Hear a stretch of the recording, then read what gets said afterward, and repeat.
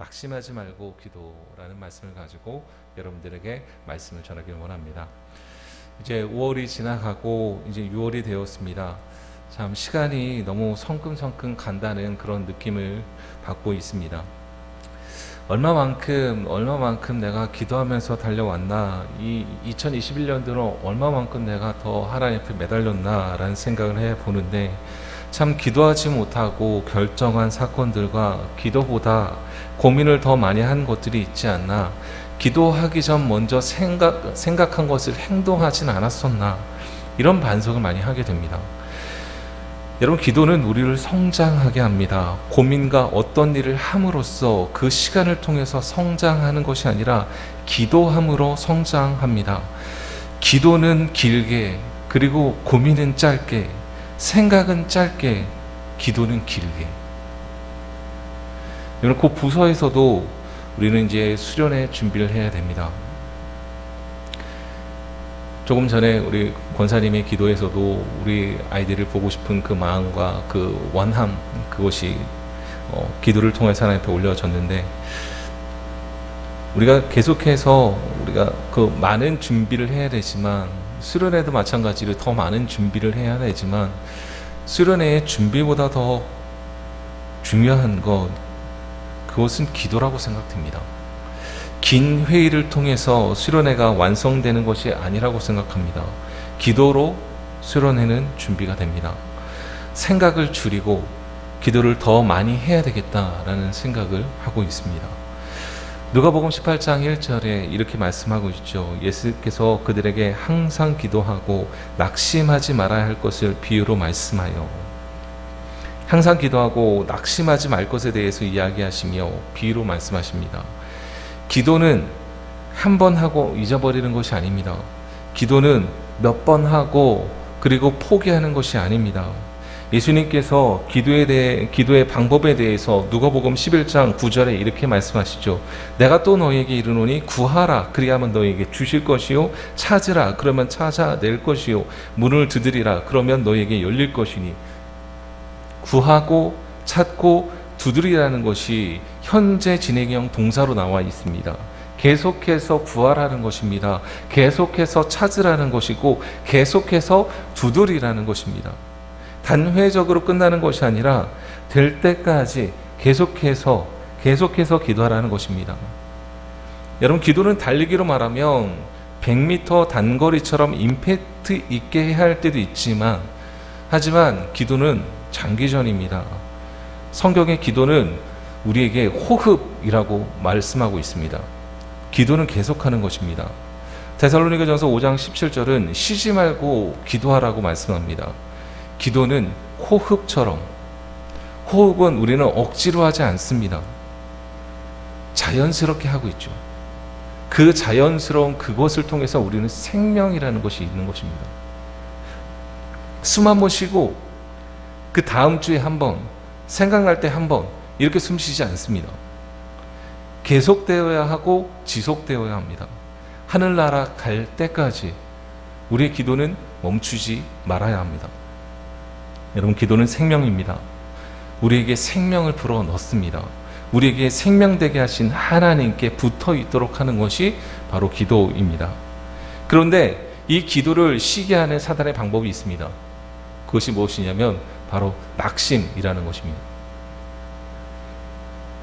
마음을 지켜야 하는데, 마음을 지키는 것이 우리에게 있어야 하는데, 그 마음을 지키지 못할 때 낙심이라는 것이 오게 됩니다.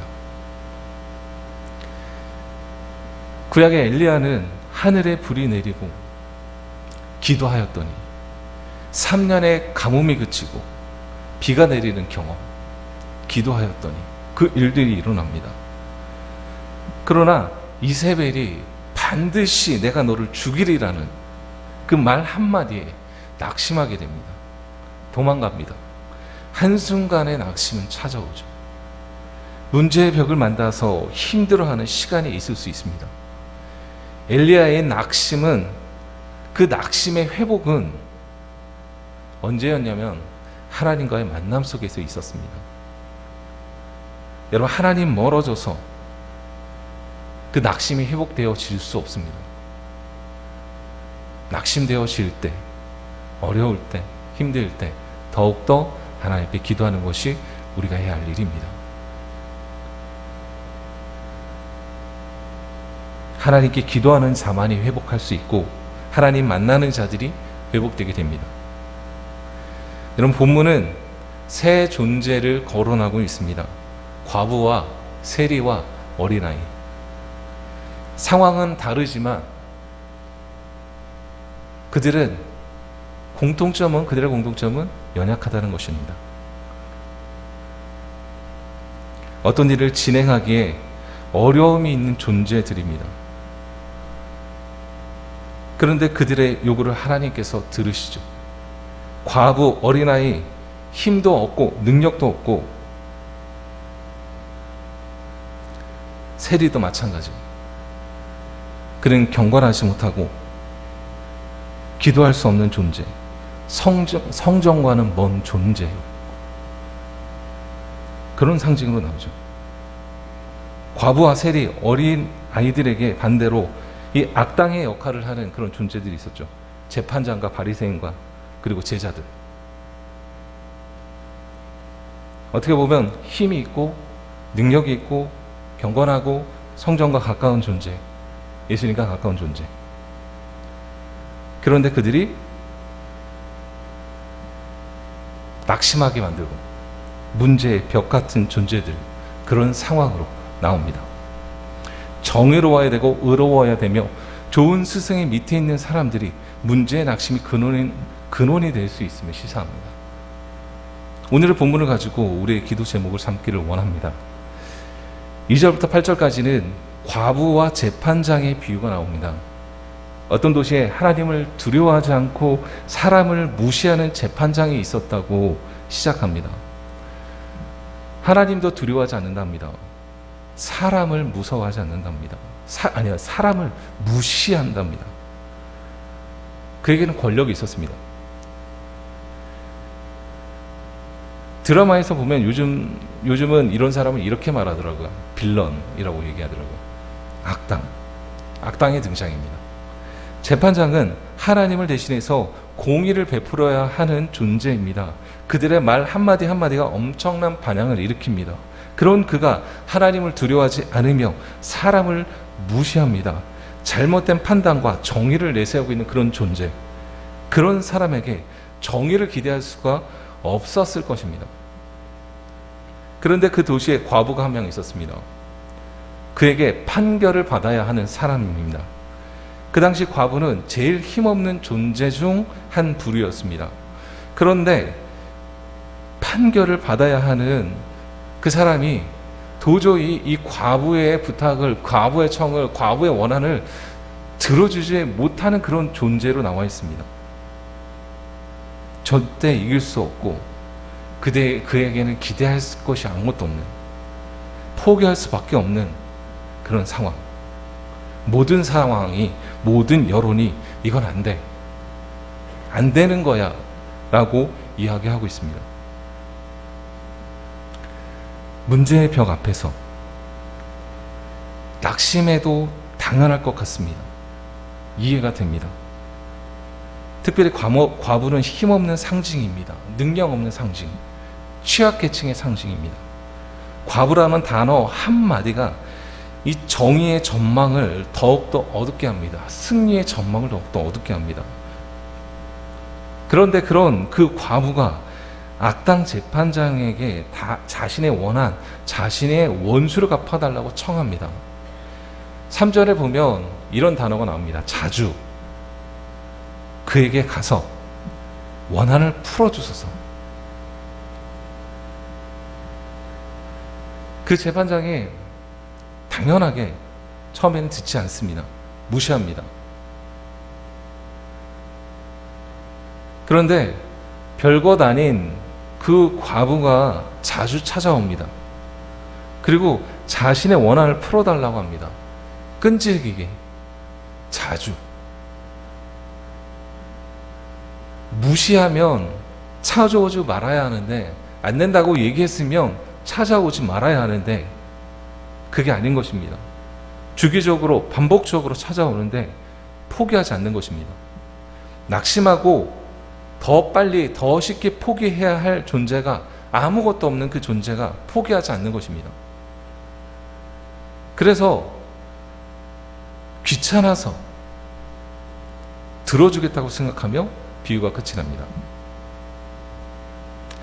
이 악한 재판장도 이렇게 포기하지 않고 자주 와서 얘기하고 도저히 무시당할 수밖에 없는 그런 존재인 과부의 원한을 풀어주었는데, 7절에 보면 하물며 하나님께서 그 밤낮 부르짖는 택하신 자들의 원한을 풀어주지 아니하시겠느냐, 그들에게 오래 참으시겠느냐라고 말씀합니다. 하나님이 하시는 말씀, 하물며. 우리는 그런 과부의 존재가 아니라는 것입니다. 하나님은 불의한 재판관이 아니라는 것입니다. 하물며 우리는 과부가 아니고 연약한 아무것도 없는 존재가 아니고, 하나님은 불의한 존재가 아니라는 것입니다.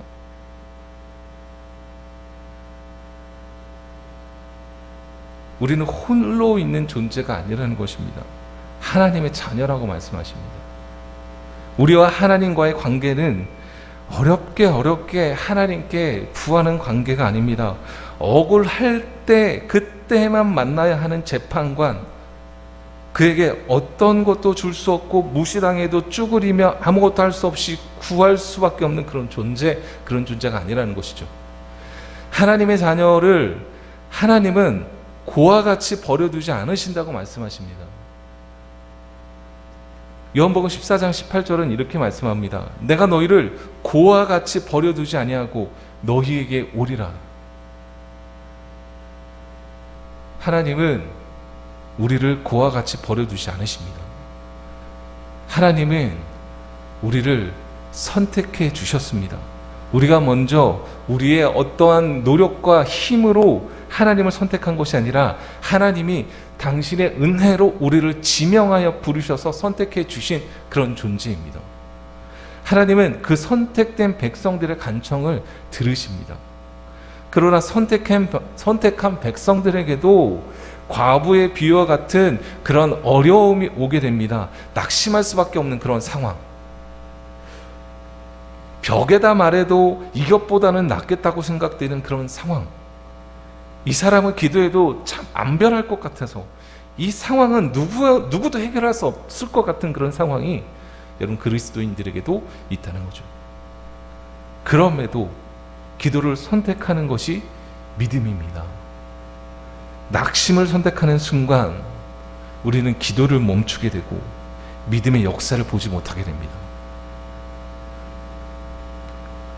여러분에게 어떤 것이 낙심하게 하고 있습니까? 기도를 쉬어도 당연한 것 같은 그런 상황이 여러분들에게도 있을 것입니다. 다른 것은 기도해도 이 사람은 포기해도 된다고 생각하게 만드는 여러분 그런 대상이 있으십니까? 이 상황은 도저히 안 돼라고 생각하면서 내가 포기하고 기도하지 못하고 있는 그런 상황들 여러분 있으십니까?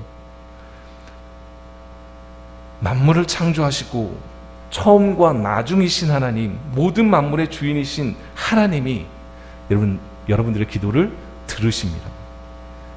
거친 파도가 나를 향해 와도 주와 함께 날아오르리라고 고백하는 저 여러분 될 수 있길 바랍니다. 내가 아니라, 내 능력이 아니라, 내 힘이 아니라 내 믿음을, 내 기도를 사용하실 여러분 하나님을 기대하십시오. 8절에 이렇게 이야기하죠. 내가 너희에게 이르노니 속히 그 원한을 풀어주시리라. 그러나 인자가 올 때에 세상에서 믿음을 보겠느냐 하시니라. 인자가 올 때에, 주님 다시 올 때에 세상에서 믿음을 보겠느냐. 주님 오실 때에 믿음으로 끝까지 기도하며 포기하지 않고 낭망하지 않고 살아가는 사람, 여러분 바로 그 사람 될 수 있기를 바랍니다. 낭망하지 않도록 기도하는 저와 여러분 될 수 있기를 바랍니다.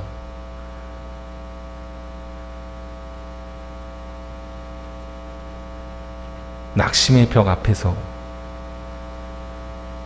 그 낙심의 벽 앞에서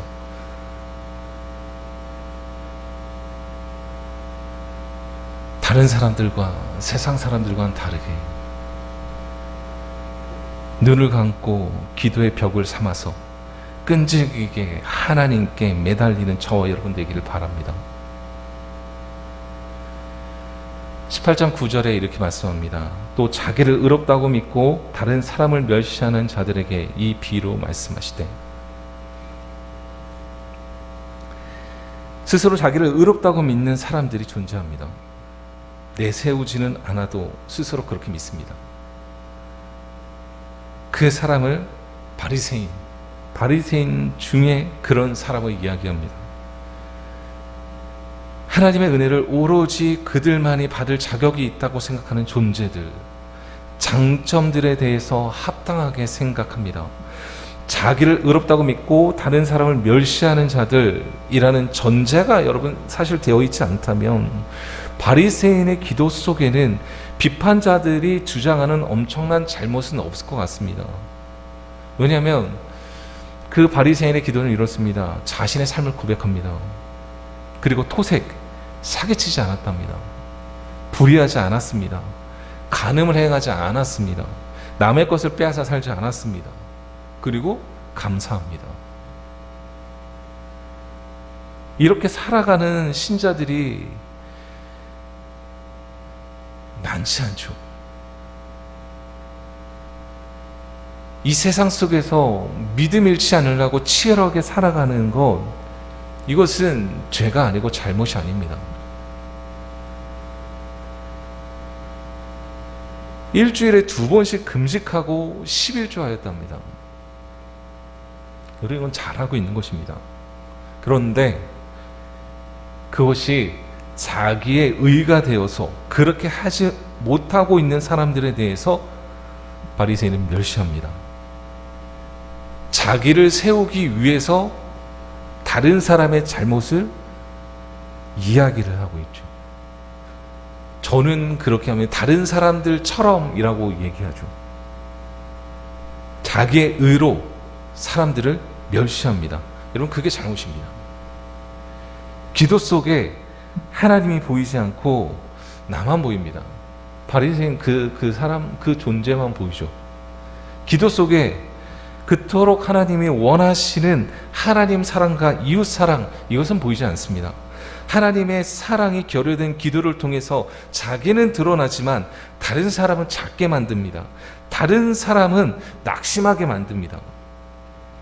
겉에 보이는 경건의 모습을 통해서 자신의 모습도 자기가 점수를 매겨서 엄청 높게 매기고, 그 높게 매긴 것이 보여지기 위해서 자신의 점수를 위해서 다른 사람들을 깎아내리죠. 자신이 하고 있는 것이 기준이 되어서 다른 사람을 무시합니다. 예수님께서는 이런 사람은 낮아지게 된다고 말씀하십니다. 자기를 높이는 사람, 자기의 의만 드러내는 사람, 낮은 자라고 말씀하십니다. 기성신자들이 조심해야 할 내용입니다. 기도하지 않는 사람을 이야기하는 것이 아닙니다. 기도하는 사람이고 신앙생활 잘 하는 사람입니다. 그런데 거룩이 잘못되어 있습니다. 서서 따로 기도합니다. 세리와 옆에 있지 않습니다. 섞이지 않습니다. 다른 존재들과 다른 존재로 자신을 만들어 버립니다. 그리고 신앙을 통해 자신을 다른 사람들과 다른 존재로 만들어 버립니다. 그러면서 이렇게 고백하죠. 저는 다른 사람과 같지 않음을 감사합니다. 다른 사람이 되어 스스로 거룩하다고 생각하여 따로 기도하는, 따로 신앙생활하고 정죄의 시선을 보내는 그 사람들이 교회에 있을 때, 사랑 없이 자신만을 드러낼 때 연합되지 않으며, 세리와 같은 신앙인은 회개하기 원하여 나오는 사람들은 기회를 잃어버리고 그리고 그곳에 들어가지 못하죠. 교회가, 성도들이 다른 사람들을 예수님께 다가가지 못하게 만드는 벽이 되고 낙심하게 만드는 그런 존재가 될 때가 있다는 거죠. 그래서 이 연합체에, 이 공동체에 술 먹고 담배 피는 신앙인은 견디지 못하죠. 11조 못하는 신앙인들은 견디지 못합니다. 찬양 잘 모르고 성경도 잘 찾을 줄 모르는 사람은 교회에 들어와 있기가 참 무척이나 불편합니다. 물론 다른 이유도 있지만 다름을 드러내며 시선을 주는 그들의 문제도 있다는 거죠. 예수님은 그런 존재들 중에서 가장 성전에 올 수 없는 존재로 세리를 비유로 듭니다. 세리, 우리나라로 이야기하면 일제강점기에 일본에게 붙어갖고 자기 백성들, 우리나라 백성들 힘들게 하고 일본 찬양하고 일본에게 붙어서 잘 먹고 잘 살던 그런 한 친일파라고 얘기하면 딱 와닿을 것 같습니다. 세리는 쉽게 말하면 그런 존재죠. 이스라엘의 세금 걷어서 로마에게 주고 이웃 남겨 먹으면서 갈취하고 착취하여서 그래서 자기만 부하게 사는 사람들이었죠. 그런 사람이 힘든 시절을 겪으면서 하나님이 생각나서인지 자신의 죄를 고백하려고 할 때, 이런 고난 가운데 기도하면서 경건을 유지하는 그 공동체에 들어온다는 게 여러분 쉬울까요?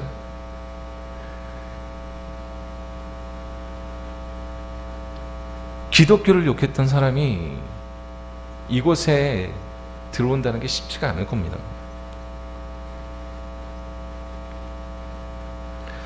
그런 존재인 세리가 바리새인과 같이 성전에 올라왔다고 성경은 말씀하고 있습니다. 따로 섭니다.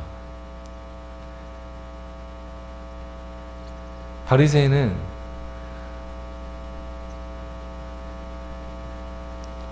하나님 생각은 없습니다. 은연중에 세리가 듣도록 감사의 기도를 합니다. 잘 살아온 나, 토색하지 않은 나,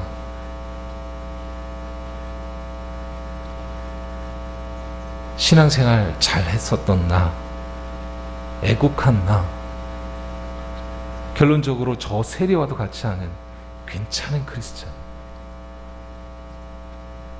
저 이 정도면 잘 살았습니다.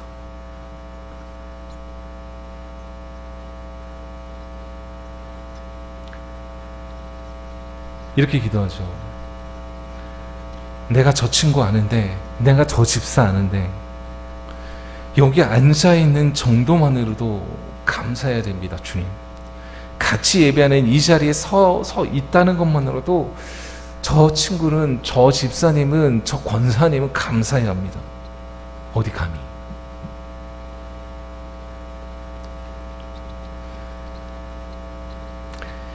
이들은 자기 의로 인해서 사람들이 인정해 줘야 되며 하나님도 인정해 주셔야만 된다고 생각합니다.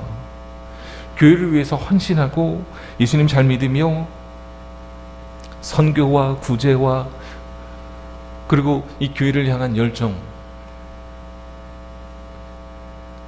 주님 이만큼 했으면 저 복 주셔야죠. 주님께 복을 맡겨놓습니다. 하나님은 언젠가 자신에게 복을 주셔야 하는 존재, 모든 사람들은 나를 인정해야 하는 그런 존재.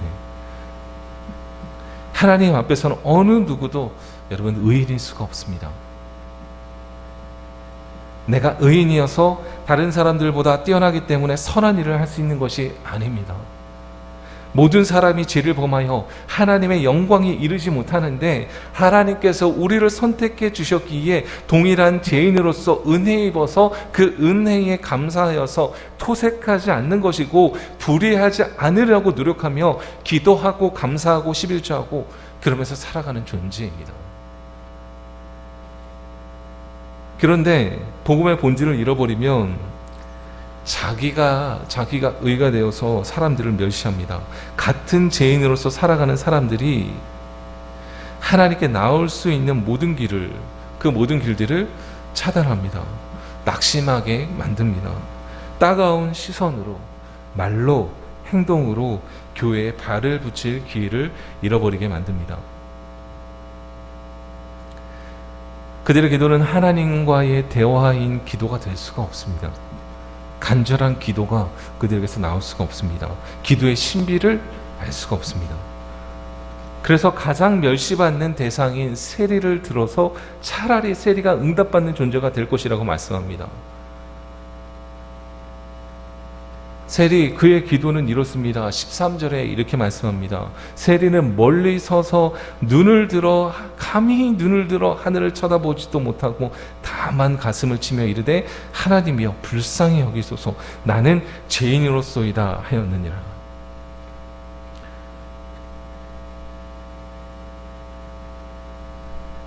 세리가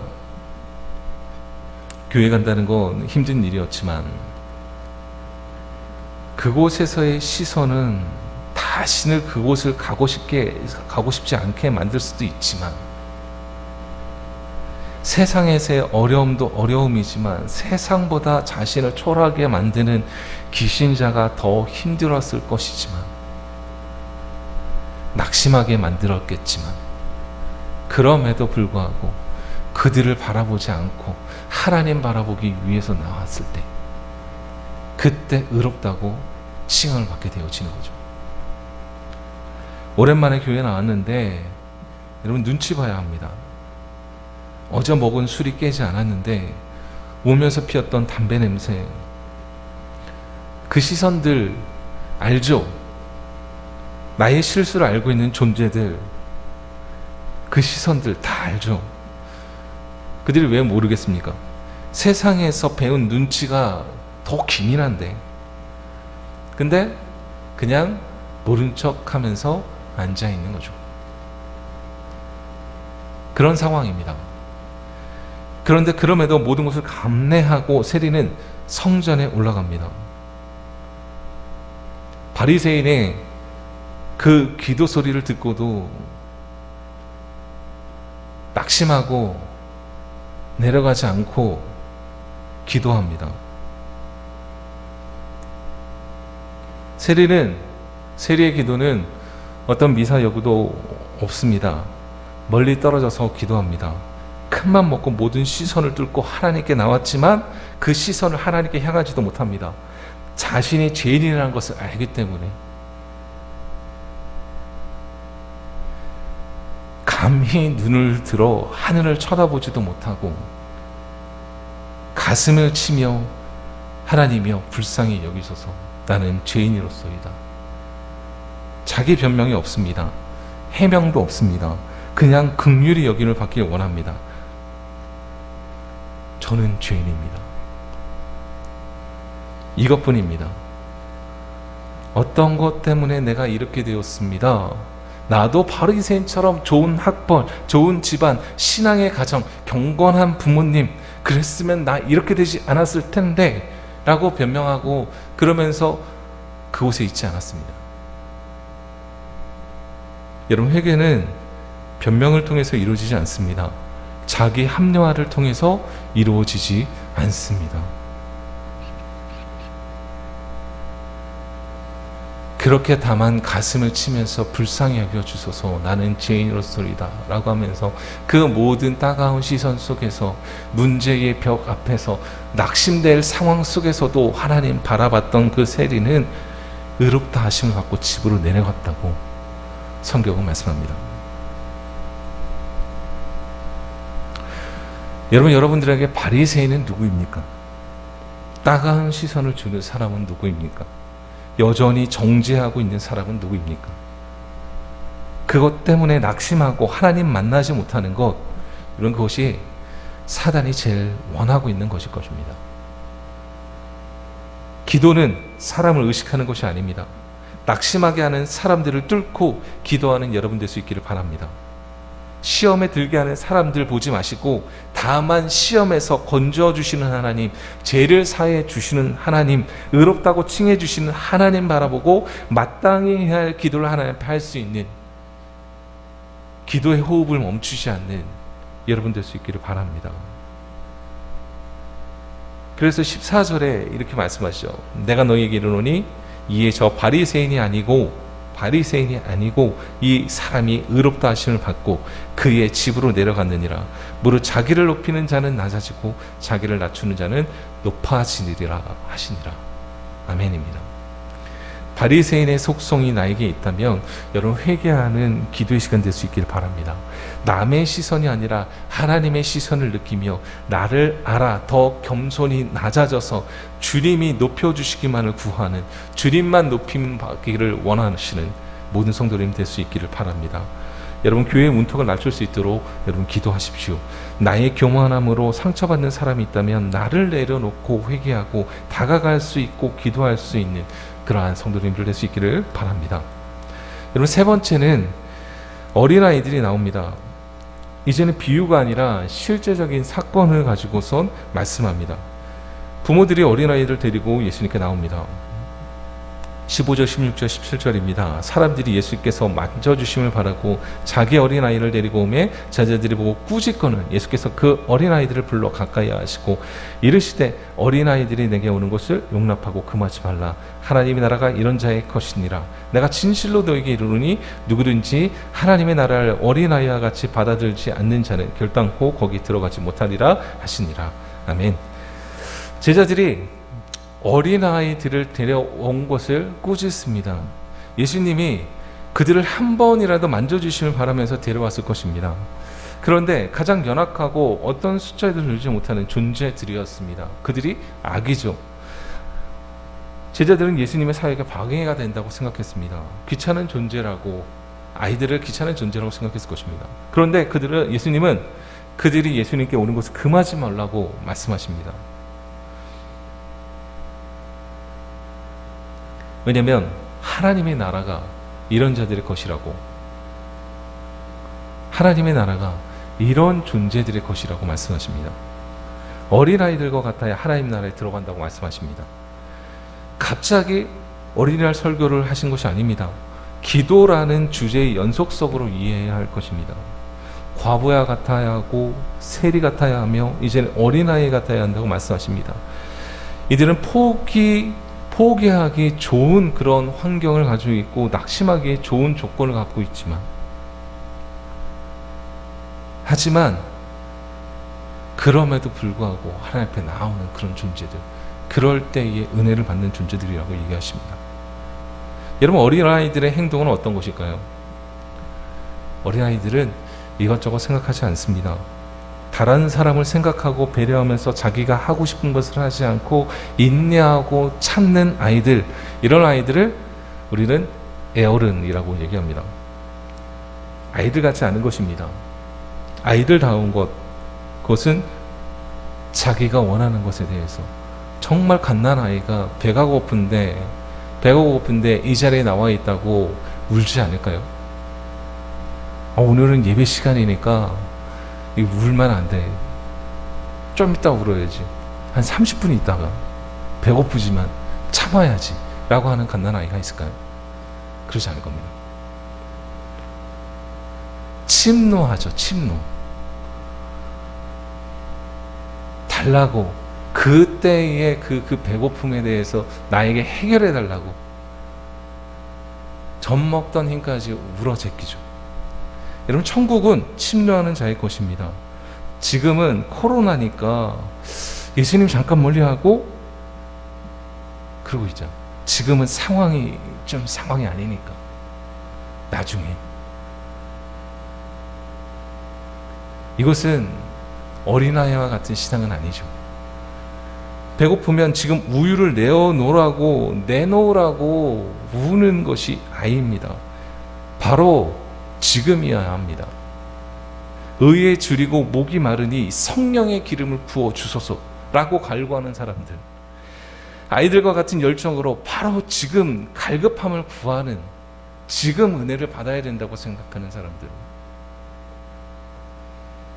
지붕을 뚫고서라도 예수님 만나야만 되는, 지금 아니면 안 될 것 같은 그들의 열정이 자신들의 친구인 중풍병자를 앓게 합니다. 혈루병 앓던 여인은 예수님 보면서 그 예수님께 직진하죠.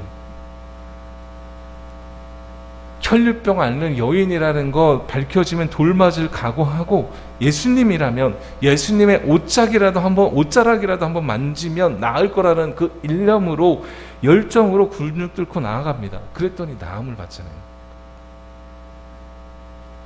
오늘 지금 은혜를 받겠다고 생각해야만 이 시간에도 하나님의 은혜를 받게 되는 것입니다. 나중은 생각하지 마십시오. 바로 지금 그리고 여기에서도 침노해야, 그래야 다음이 있는 것입니다. 여러분, 예배의 본질은 하나님을 향하는 것입니다. 하나님을 갈망하는 것입니다. 눈앞에 보이는 누군가로 인해서가 아니라, 좋은 프로그램이 아니라 보이지 않아도 존재하시는 나를 살리시는 하나님, 그분을 만나는 것을 구할 때 우리에게 체험이 있는 것입니다. 여러분, 그렇습니다. 배고픈 어린아이에게는 금팔찌를 두르고 키가 크고 늘씬하고 교양에 있는 조건에 맞는 엄마가 필요한 것이 아닙니다. 좋은 집을 가져야만 엄마로서의 가치가 있어서 그런 엄마를 찾아서 구하고 그에게 젖을 먹겠다라고 얘기하지 않습니다. 어린아이에게는 엄마이면 충분합니다.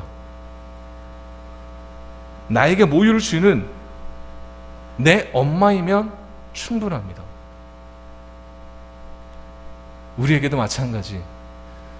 여러분, 복음이면 충분합니다. 예수님이면 우리는 충분합니다. 지금 받아야 하고, 지금 먹어야 하고, 지금 이 순간에 어떤 무엇도 아닌 생명을 주는 존재가 필요해서 꼭 붙드는 것입니다. 순수한 열정이 있는 그에게 하나님의 나라는 열리는 것입니다. 여러분, 다음, 나중에 이것은 없습니다.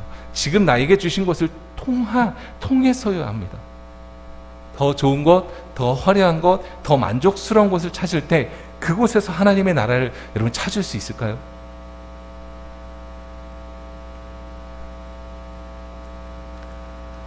지금 그리고 여기 줄 때까지 줄 거라는 믿음으로 순수하게 아이 같은 열정으로 낙심하지 말고, 그때 하늘의 문이 열리고 은혜의 빗줄기가 내릴 것입니다. 여러분, 나에게는 어린아이와 같은 기도가 상실되어 있지는 않습니까? 그 열정이 사라져 있지는 않습니까?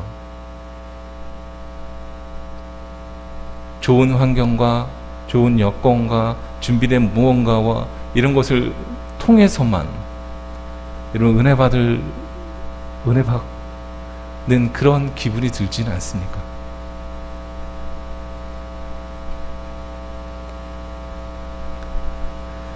이런 말씀을 마칩니다.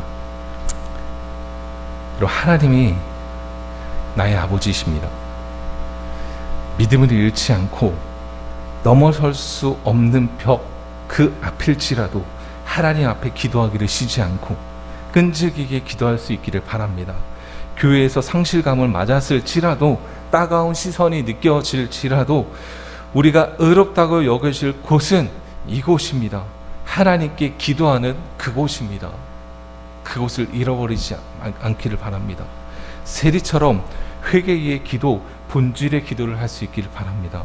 바리새인처럼 자기 의에 취해서 하나님에 대한 사랑도 이웃에 대한 사랑도 없는, 하나님도 이웃도 나 드러내기 위해서 사용되는, 나로 인하여서 힘들어하는 여러분, 그런 성도가 있다면 여러분 회개하고 나를 내려놓고 낮아지는 기도가 우리에게 필요하겠습니다. 다른 복음은 없고 다른 곳에서의 유익도 없으며, 내 부모에게 자신의 생명을 위해, 자신의 필요를 위해 구하는 아이처럼 남의 시선이 아닌 하나님의 시선을 바라보며 다가가 하늘의 문을 여는 단순한 기도를 하고 생명수, 생명의 젖을 먹는 우리가 되어야 되겠습니다. 어떤 상황에서도 낙심이 아닌 쉬지 않고 기도를 할 수 있는, 기도를 붙잡을 수 있는 저 여러분 되시기를 바랍니다.